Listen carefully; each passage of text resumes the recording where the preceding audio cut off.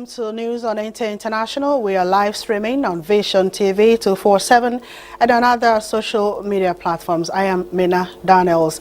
And now the headlines.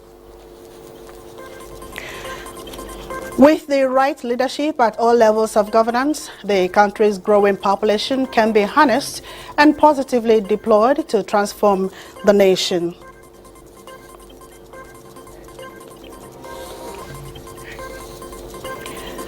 Vice President Kashim Shettima's graduation of 16th Executive Intelligence says with right leadership, Nigeria's growing population will be for positive transformation at all levels. International Rescue Committee pledges collaboration with Nigeria to address issues of climate change and food security.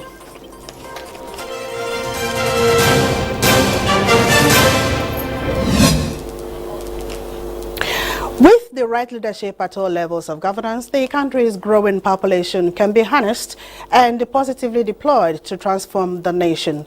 Vice President Kashim Shettima stated this at the graduation ceremony of the 16th Executive Intelligence Management course of the National Institute for Security Studies.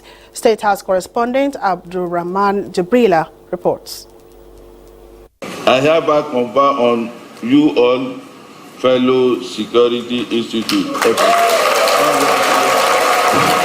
This signifies the conferment of Fellow of Security Studies on each of the 86 participants of the Executive Intelligence Management Course 16 of the National Institute for Security Studies. In the course of the 10-month intensive training, the participants had the opportunity to visit 12 countries and 12 states across Nigeria, all in the course to provide strategic level intelligence towards the implementation of national security policies and development. The hope for the black man rests with this nation. The trajectory of global growth is facing Africa, and Nigeria will make or mark that transition. The man currently at the helm of affairs in this country is a man of vision and courage. I have seen the soul of President Bola Ahmed Tinubu, and with no intent to play to the gallery. You should excuse me if I do so, but I'm speaking to you with all honesty. He means well for the nation.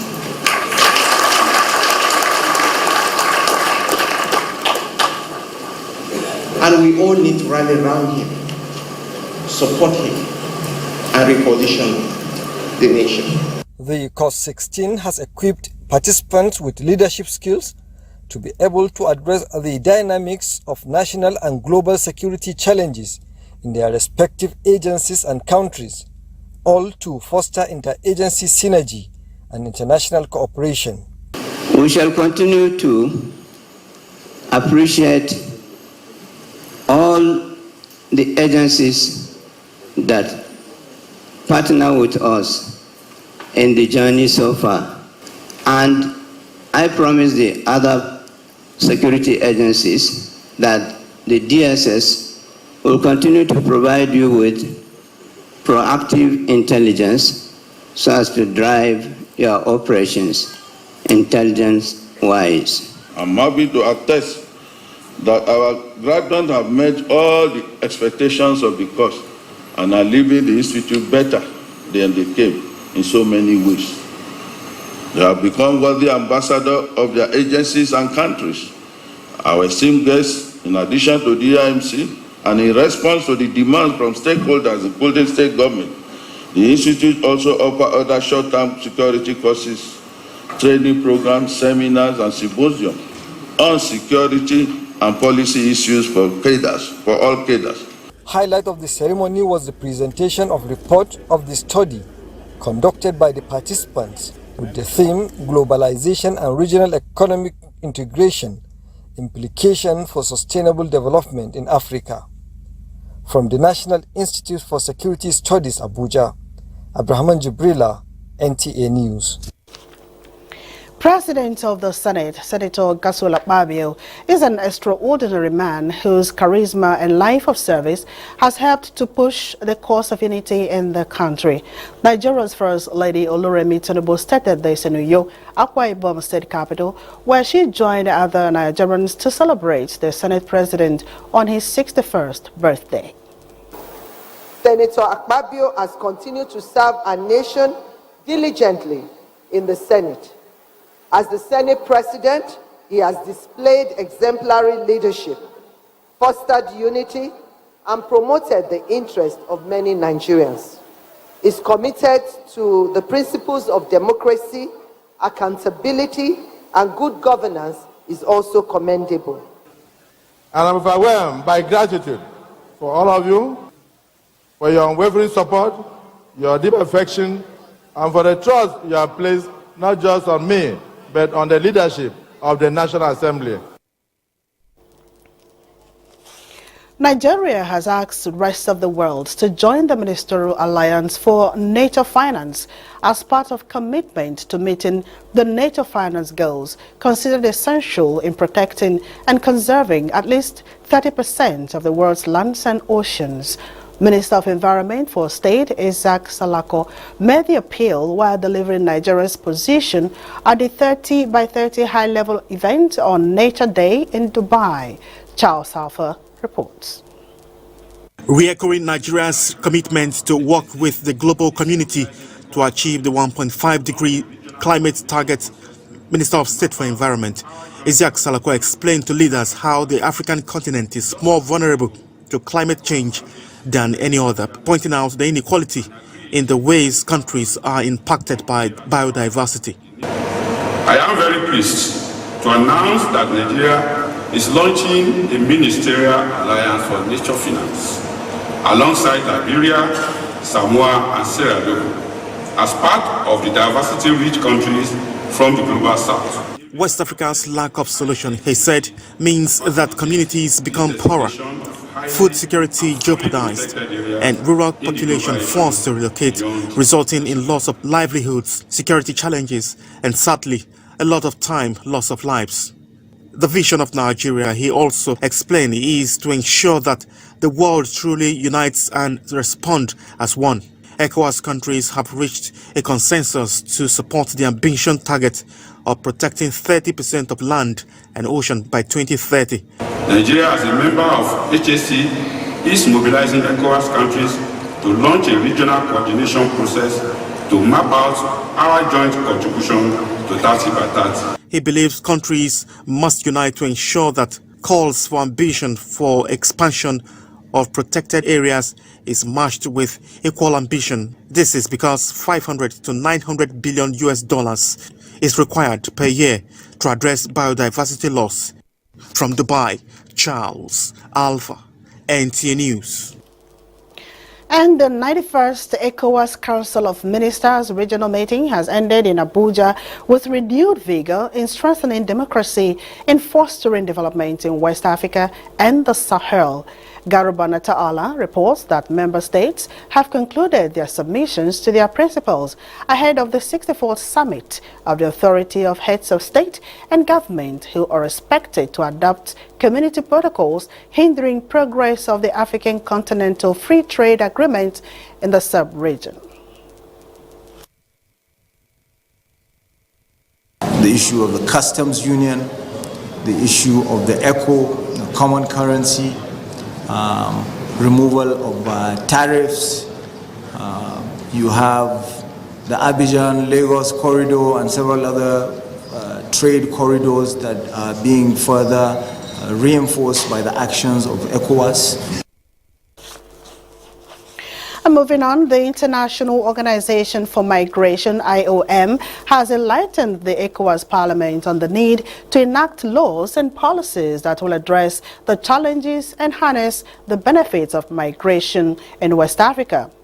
This came to light during a joint meeting between IOM and the ECOWAS Parliament at the ongoing second ordinary session of the 5th Legislature in Abuja. Mohammed Rabiu Ali reports. The complex nature of migration in the region, with 9.8 million international migrants residing in West and Central Africa, underscores the importance of regional cooperation. The meeting discussed the challenges faced by migrants in West Africa, including climate change, insecurity, terrorism, limited employment opportunities, and inadequate social security systems. Peace and economic and political integration remain Africa's real prospects for harnessing vast resources for the benefit of its people. We applaud the progress made so far by the ECOWAS and with regards to free movement of persons. We would like to confirm IOM's commitment to strengthen our partnership. To understand that there's a whole lot of power play, and the companies are also finding ways to influence policies to benefit them at the expense of public good. We have 12.5 million immigrants, and same, out of these 12.5, 65% decide to stay within the region, and the rest, they mainly go to Europe and North America, and also some of them to North African countries. Stakeholders say the meeting marks a significant step towards strengthening regional cooperation on migration management to a positive force for development in West Africa. In Abuja, Muhammad Rabiu Ali, NTA News. Zimbabwe started a series of by-elections on Saturday with the opposition in turmoil following exclusion from voting lists. Zimbabwe's Election Commission said polling stations had opened at 7 a.m. without giving details. Francis Sudojo has details. 9 by-elections were due to be held, but most opposition candidates were taken off the electoral list by courts in a chaotic run-up to voting. Residents said no voting was held in Harare district, where one of the by-elections was scheduled because the ruling ZANU-PF's candidate had won unopposed. A nationwide election in August saw President Emerson Mnangagwa seal a new term, and his ZANU-PF secure 177 of the 280 National Assembly seats, with the opposition Citizens Coalition for Change (CCC) taking 104. However, 2 months later, 14 CCC lawmakers were kicked out of parliament and 9 by-elections ordered. The other 5 seats are decided by proportional representation. The CCC has accused ZANU-PF of using Shambagu in a campaign to remove opposition candidates from ballot papers, and has also accused the ruling party of involvement in deadly attacks on its activists. The ruling party, which has most to gain from picking up more seats, has denied any role in Shambagu's activities. However, ZANU-PF is just 10 seats away from securing a 2/3 majority in parliament that would allow it to change the constitution. Observers say the party wants to scrap a limit on presidents serving more than 2 terms that would allow 18-year-old Mnangagwa to extend his role. Francis Dojo, NTA News. And as the European Union prepares to witness change of leadership, the Spanish embassy in Nigeria celebrated the success recorded by one of its own, Ursula von der Leyen, the outgoing president of the EU. Kolo Mohammed has more. The ambassador of Spain in Nigeria, Juan Cel, opened the evening on the notes of credible leadership, regional cohesion, and global advancement as he railed out the stance of the European Union regarding the good of all. He informed the audience that the current EU president, a Spaniard, will step down to hand over to a Belgian who will assume office in January 2024, after which a Hungarian will resume the EU leadership come July 2024, the concept known as trial presidency in Europe. That the European Union and its member states want to remain true and strong partners of Nigeria in this process of renewal that the country is embarking on.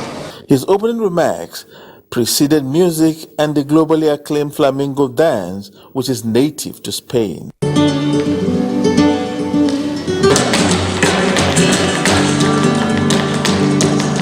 the step dance comes in different footwork and attire for different occasions.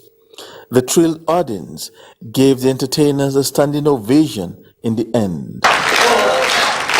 She's saying that it's been a very satisfying experience, a very good one, because it's always a pleasure to be able to share our own culture. They are celebrating it to ensure that they're bringing in cultural performance to ensure that at the end of it all, they're bringing in ties that are cultural. So Nigeria is so much of a multicultural society. Spain and Nigeria have had a mutually beneficial relationship for a long time. Kolo Muhammad, NTA News. President Bola Ahmed Tinubu commiserates with the King Salman of Saudi Arabia on the passing of Prince Talal bin Abdulaziz bin Badr Al Saud. The president acknowledges Prince Talal's excellent and dedicated service to his country throughout his outstanding career in the Royal Saudi Air Force and the Saudi Intelligence Agency. President praised Almighty Allah to grant repose to the soul of the departed and comfort for the royal house of Saud, the kingdom, and all who mourn this irreparable loss. And this is news on NTA International. The news continues shortly. Stay with us. Glad to have you back. The benchmarks and projections of the 2024 proposed appropriation for oil and gas sector are achievable. This is the response of the Managing Director of the Nigerian National Petroleum Company Limited, Mele Kyari, while fielding questions from lawmakers during the budget meeting with Senate Committee on Appropriation. National Assembly correspondent Lami Ali reports. There are a lot of uncertainty in the oil markets. The oil price is coming down and the benchmark is going up. And I believe we need clarification. The concern of lawmakers on meeting daily production quota by Nigeria's oil company was tied to reports of illegal oil theft, which at the last count stood at over 4,000 points on the 5,000-kilometer stretch of pipelines. There's sustained intervention by Mr. President. There's a review of the structure of security intervention in the Niger Delta today. And with since a number of critical production that may come up next year, the combination of this will mean that the estimate presented by Mr. President is realizable within the context of what we see today. This information raised the hope of lawmakers. All statistics, all data presented by the President in the appropriation bill currently before the National Assembly are all achievable. Nigerians and even myself is now asking, is about 5 months into or 4 months into the removal of subsidy. The question now is, where is the money? In 2023 alone, Mr. Chairman, up till October, combination of taxes and royalties, this company contributed 4.445 trillion naira as direct revenues into the Federation. The proposed 2024 budget kept daily oil production at 1.78 million barrels per day and $77.9 per barrel. In another development, Senate Committee on Anti-Corruption met with the heads of the 3 major watchdogs in Nigeria. They are the Nigeria Financial Intelligence Unit, the Economic and Financial Crimes Commission, and the Independent Corrupt Practices Commission, in continuation of the 2024 budget defense. From the National Assembly, Lami Ali, NTA News. The Federal Minister of Education says that everything is being done to ensure that all dropout children go back to the classroom, and it's hoped that by 2024 about 3 million children will get basic education. This came to the fore at the Work for Education 3.0, which took place in Abuja. Haman Jabani reports. We want to call the attention of the government. Every child deserves education. These words by Indatu Lawan sum up the cry of the 10 million Nigerians out of school children. The Walk for Education, which commenced at the International Conference Center through some major streets in the city center, is to create awareness, advocate on behalf of the children, and call on the government to ensure access to quality education in a safe environment while empowering youths to speak up for education. Minister of Education for State, who was represented, Director General, National Information Technology Development Agency NTA, and the founder, FlexiCEF, say education is essential to the growth and development, hence the need to provide quality education to all Nigerians. So we want to work with foundations like this to design our initiatives for quality and inclusive access to education through digital infrastructure. Lots of people are interested in making sure that we reduce to the barest minimum out of school children syndrome in Nigeria. When you look at very prominent people working for education, the children out there will want to go to school to be like them. And it is very encouraging. If the government really says quality education is free, let that education be quality and let it be free. Because in the communities, they also ask these parents to bring a lot of money so they keep the children out of school. Other stakeholders that participated in the work believe that free, quality, inclusive education is a right, not a privilege, and working with all key players in the sector will help in seeing that no child is left behind. Whatever each one of us is doing towards ensuring that children are back to school, there is a coordination so that these figures will start going down. Every day we come, we mention 10.5 million. So does that mean that we are not doing anything? I think all hands have to be on the deck. Everybody have to unite to ensure that education for all is the responsibility of all. If we want to deal with all the issues we have in the country, whether it is leadership or infrastructure deficit, where to start is education. Without knowledge, you can fix nothing. The work for education is to ensure access to quality education to all. Hamad Jabani, NTA News. International Rescue Committee has pledged to work with Nigeria to address issues associated with climate change and food security. The international non-governmental organization will also assist in issues related to malnutrition in rural communities. Musa Baba Aliyu reports. The International Rescue Committee has observed that climate change is contributing largely to global food crisis and malnutrition. The organization is therefore working with about 40 countries to mitigate some environmental challenges to improve food security. And this seminar is put together to analyze and review the partnership between Nigeria and the international organization. And we seek to work with the government, and that appears at local level, at state level, and at federal level. Obviously, there's a big issue about the amount of harvest that ends up at the market. That's a big issue that needs to be addressed, but there's also big issues of malnutrition that need to be addressed. We're focused on the humanitarian, on the malnutrition effort. Climate change. Other speakers advocate special interventions for vulnerable communities before and after flood and other natural disasters. When it is provided, in addition to information to the farmers and how to engage in some coping strategies, it increases, one, the practices of the coping strategies. It also increases the outcomes for the farmers in terms of food security. And thirdly, it increases their farming practices over the long term. To find solutions to how we can actually address this as a collective and as organizations who are interested in making sure that we reduce cases of malnutrition, we address issues of food insecurity.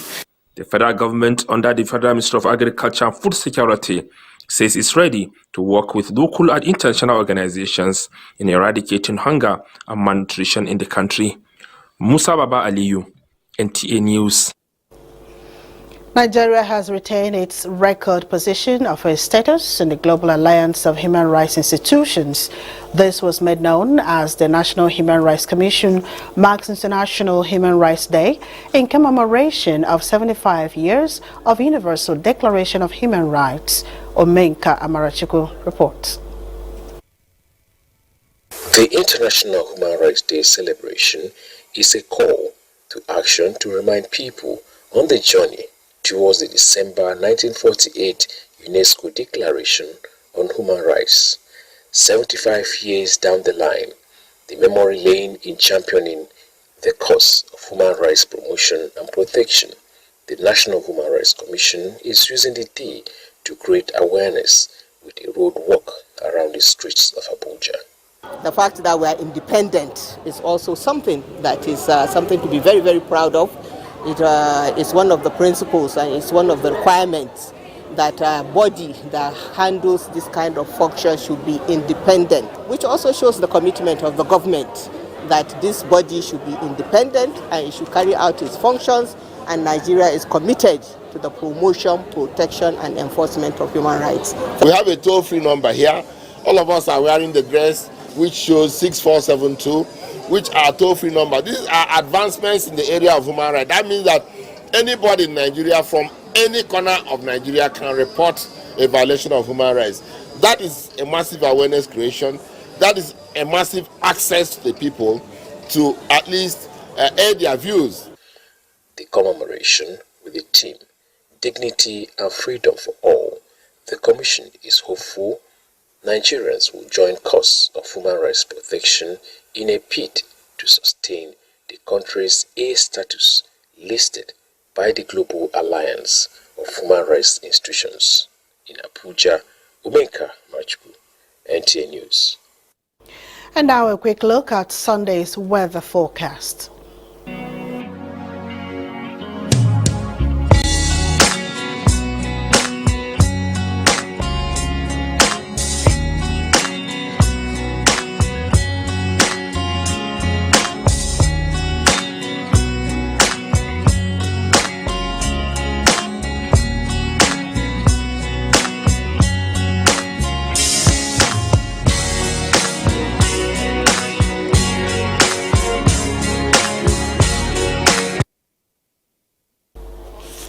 And that's the news on NTA International. Many thanks for watching. To have a good night.